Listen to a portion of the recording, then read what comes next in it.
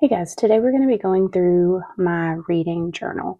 So I have an Archer and Olive. I have one of the square sizes, and I got the green.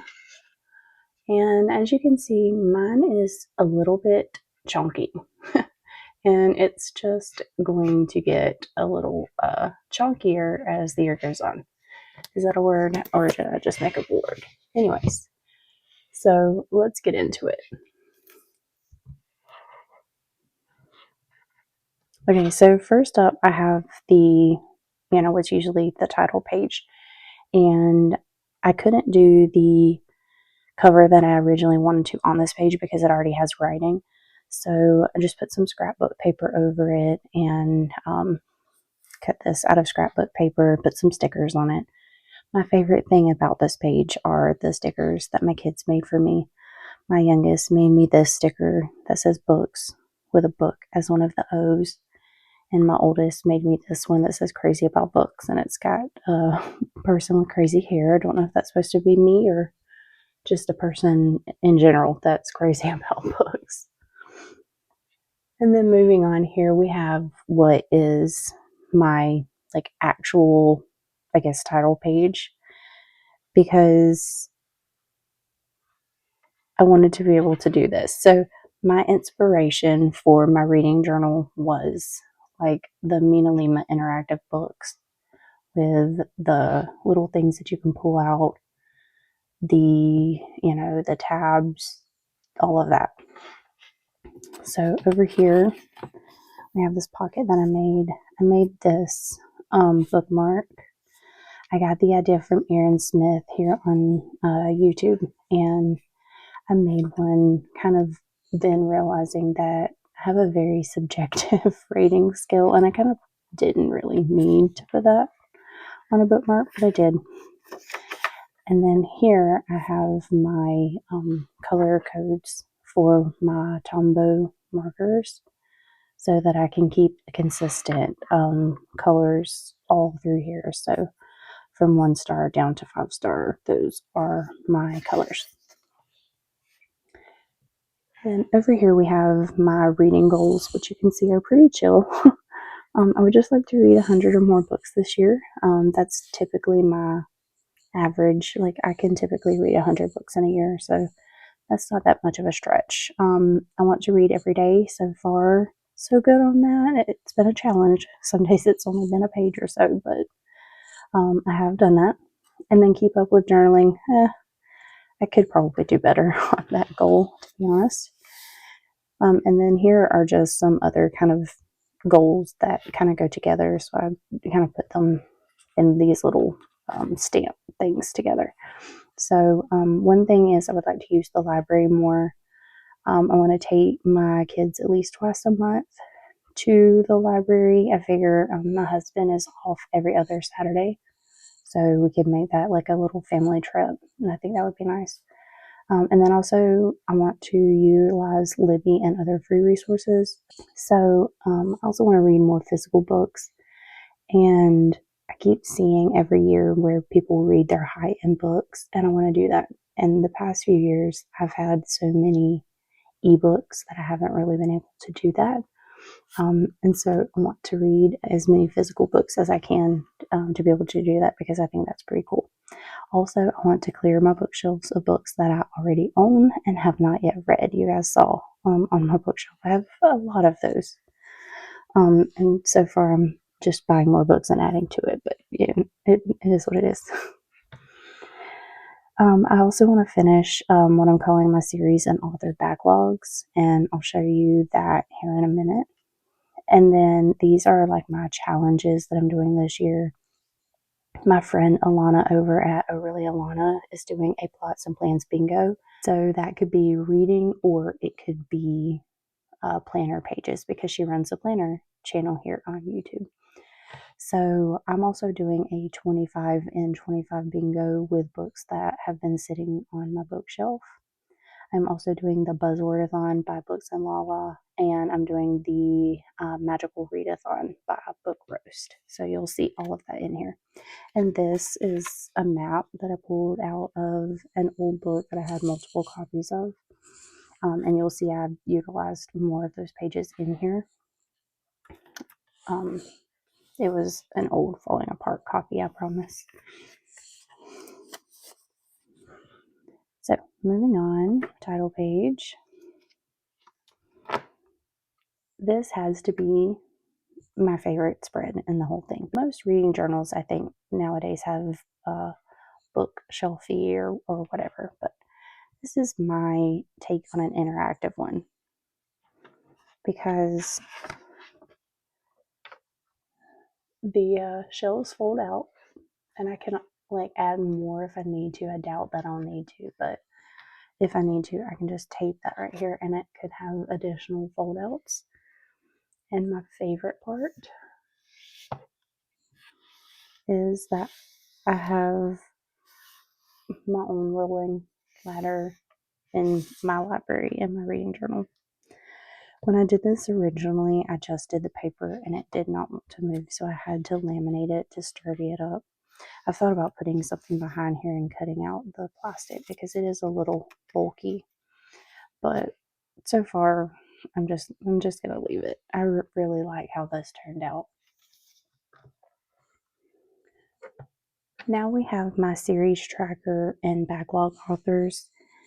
And so what that means for me is to go back to either fantasy authors or series from the past that are considered, like foundational series, or I wanted to go back and read some of the books that I was reading like as a teen, getting into adult fantasy.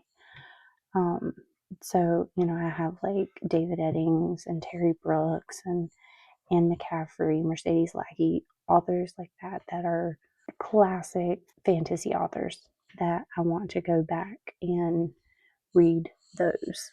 Now, Stephen King is not necessarily considered a fantasy author. He does have the, Dark Tower and things like that are more fantasy, but Stephen King's just one of my favorite authors, and I've always wanted to just read through his works.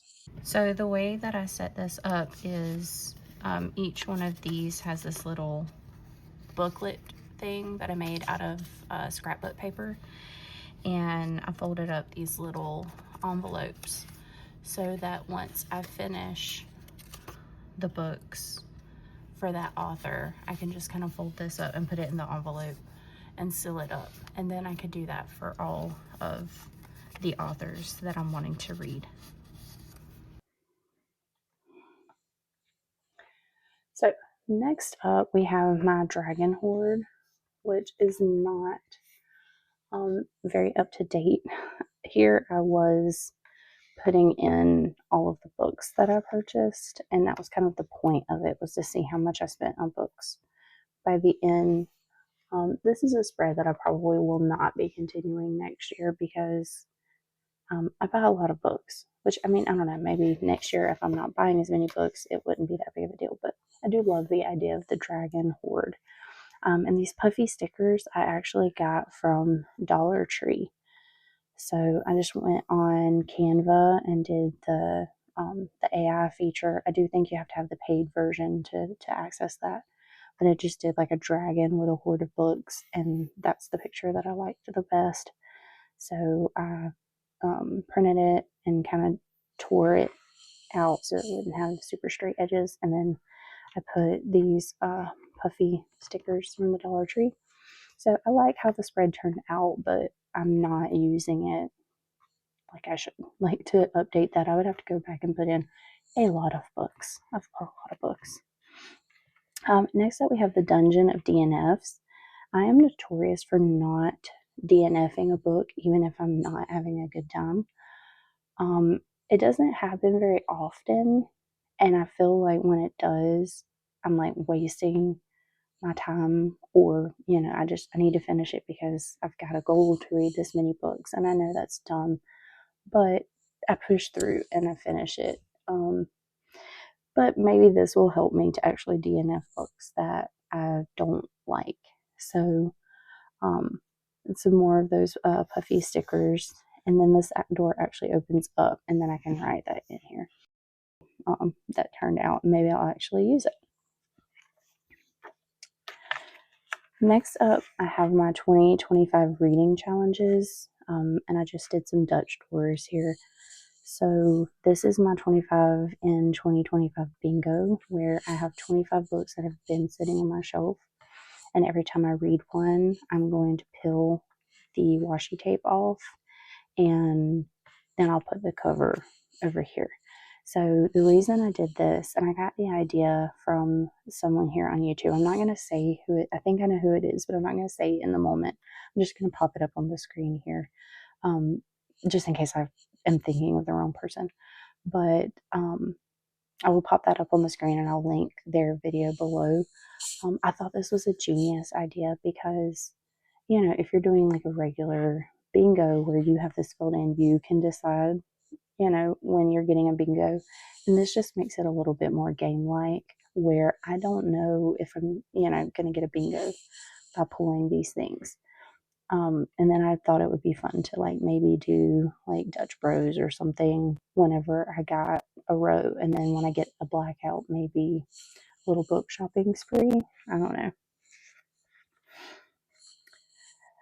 So this is the plots and plans bingo that my friend Alana is doing. Like I said, I'll link her video below where she explains this. But in January, I did Wind and Waves, and it was Wind and Truth.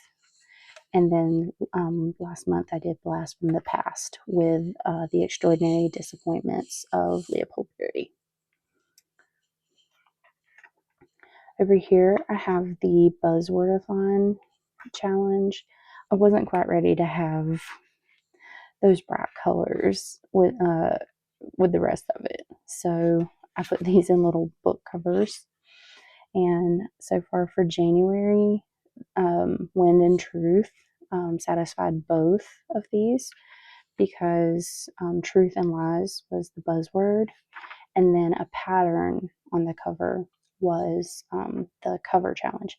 And Wind and Truth has that spiral in the clouds, and that's a pattern. Also, I think it's funny that a character in the book is called Pattern, and how could I not count that? February, I did Trust of the Emerald Sea, and it also counted for both because it was water words, so sea. And then Skyline was the cover, and Tress, of course, has like the ocean and the skyline on it. So I did that one. And for March, I'm reading the Book of Lost Things. That is actually my current read. I'm enjoying it.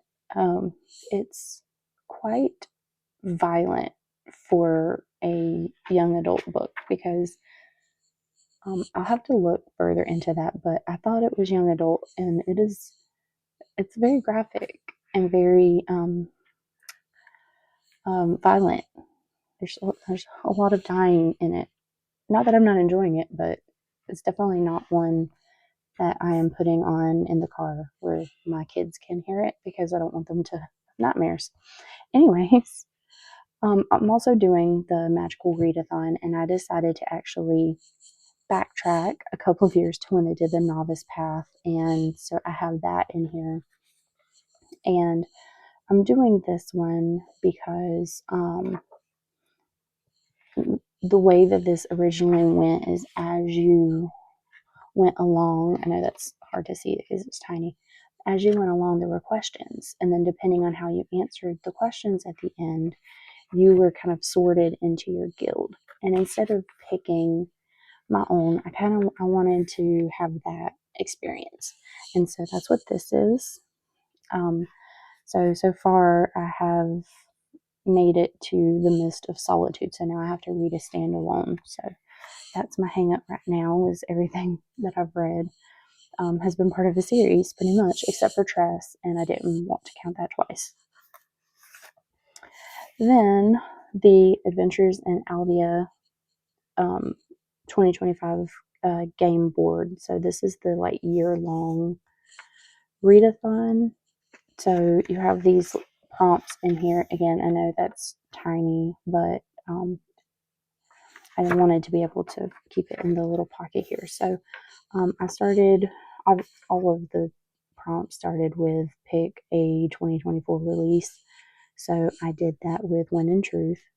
So yes, Wind and Truth counted for every single one of my reading challenges I was doing. And then I went with Tress next, and that was from my top shelf. And as a matter of fact, at the end I might do a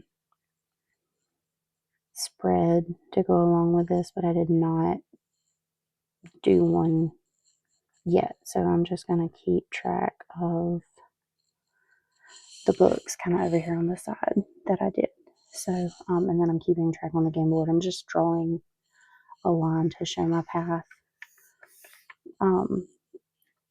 So next I'm going from 2A to 3A, and so I have to read a book with a drink on the cover. And I think I have a contender for that. It just depends on if I can get to it.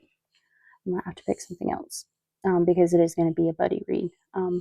Speaking of, the next is either books that were recommended to me by like friends or family, like specifically, not books that I'm pulling from, oh, this booktuber said that was a good book and then putting it in here. No, specifically recommended to me, or books that I'm doing buddy reads on.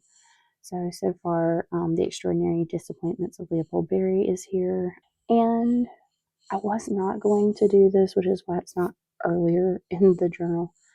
But then I was like, you have to.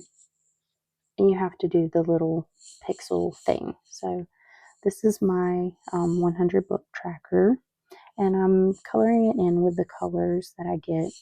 And you will notice, you also will have noticed from the bookshelf once I get in this, all of these are supposedly 5-star reads. One of these is supposed to be a 4-star, and I'll tell you when I get there. I got a little happy with my blue marker. So it is incorrect on both of these because I don't know what I was thinking. But anyways, I've thought about being a little bit more critical of the books that I read. Maybe I'll be more critical telling you about books. But for me, if I loved a book, I'm giving it a 5-star. So just to keep that in mind when I'm, giving star ratings, that most of the books I read are 3 stars or higher. I very rarely give 1 or 2 stars, although it has happened and it might happen this year. But just for your own awareness, I give a lot of 5 stars. If that's going to bother you, I'm sorry.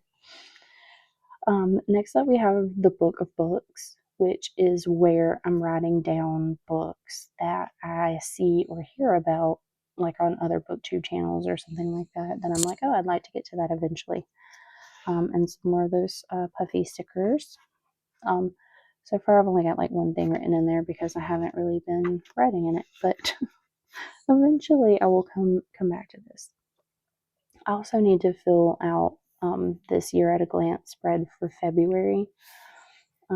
January and February, I'm going to show you in just a little bit. I had a book that went over into February, but I read most of it in January, so I stuck it in January. So therefore, February was a very low book month for me, like lower than usual, but it's fine.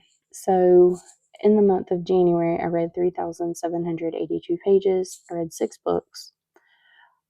One of those was a physical book, and the other 5 were tandem, either the physical and audio or ebook and audio.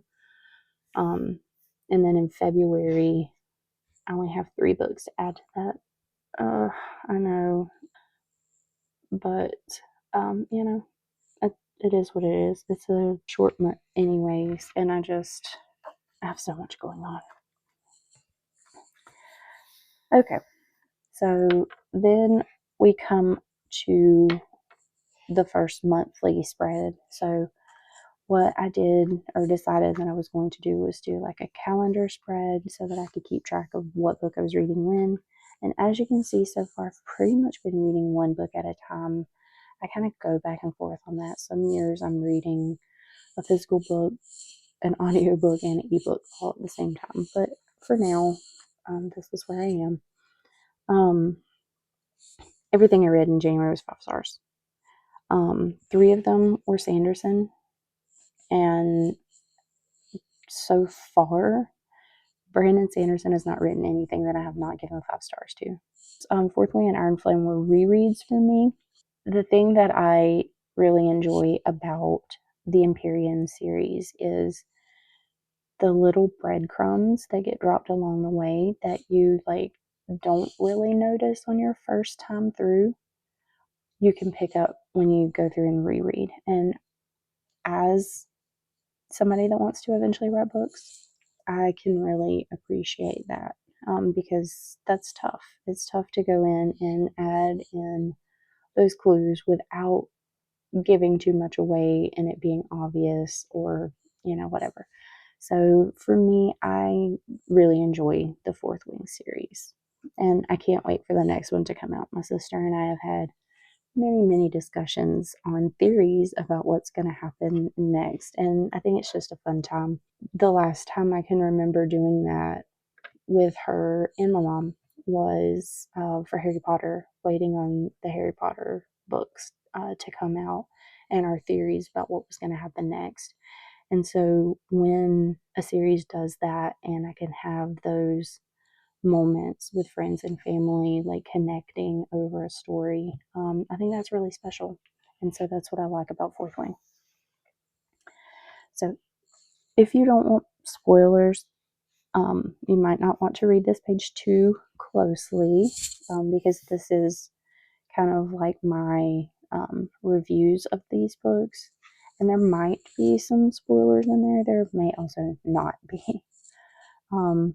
Because even when I was writing the reviews, I kind of found myself saying, wow, that's a spoiler. I can't write that. And then I'm like, it's your own reading journal, dummy. You can write what you want. But anyways, so there are those.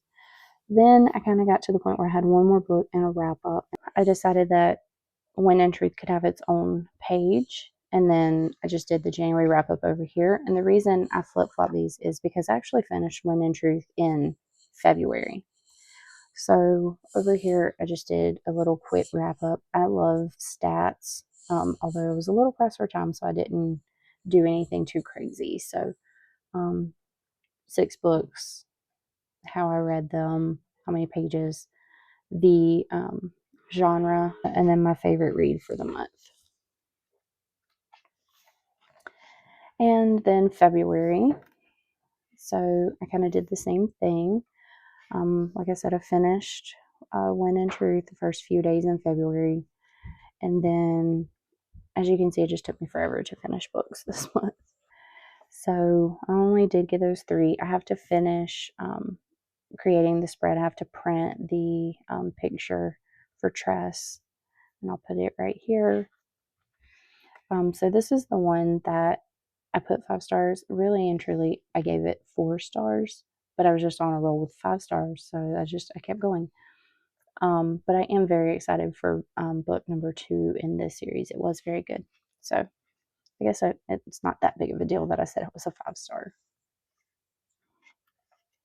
And here's where I left off. So I have my review for Leopold Berry and Emily Wilde.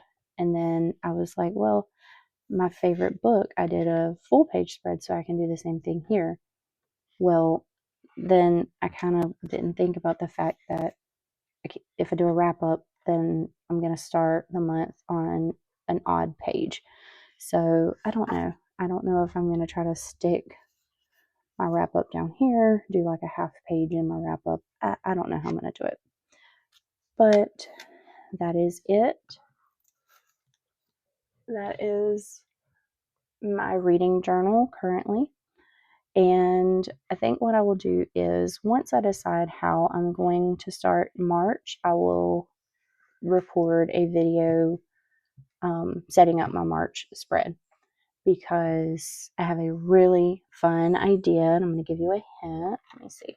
I'm going to give you a hint. So this is going to be on the next page. So can you guess which book inspired my March page? So anyways, that is all, and I will see you next time. Bye. Or it could be bless you. Last book in the wow.